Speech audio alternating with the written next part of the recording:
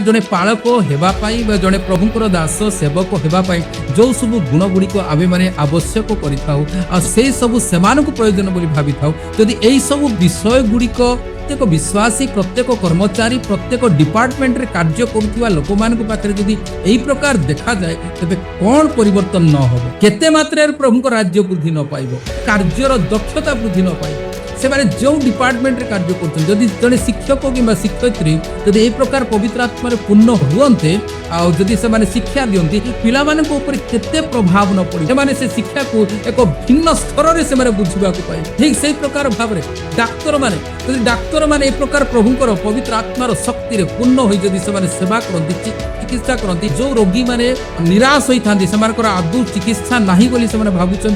से उपयुक्त चिकित्सा पाई पारना सेवा पाई पारती जार ट्रिटमेंट नहीं बोली भावुंट औषध द्वारा जहाँ भल होने एक प्रकार जड़े डाक्तर जदि पवित्र आत्मार पूर्ण ही कार्य करते प्रकार प्रभुंर दास मान जाने जड़े डाक्तर को जाने से पवित्र आत्मा पूर्ण ही से सेवा करती पवित्र आत्मार पूर्ण ही से चिकित्सा करती पवित्र आत्मार पूर्ण ही से अस्त्रोपचार करती पवित्र आत्मा पूर्ण ही से औषध दियंती आते जन से सेवा पाती समस्त आशीर्वाद पाई जीवन अनेक अद्भुत सुस्थता से पाई साक्ष्य दियंती से प्रकार सबू डिपार्टमेंट रे स्थान में देखा पाऊँ जो जो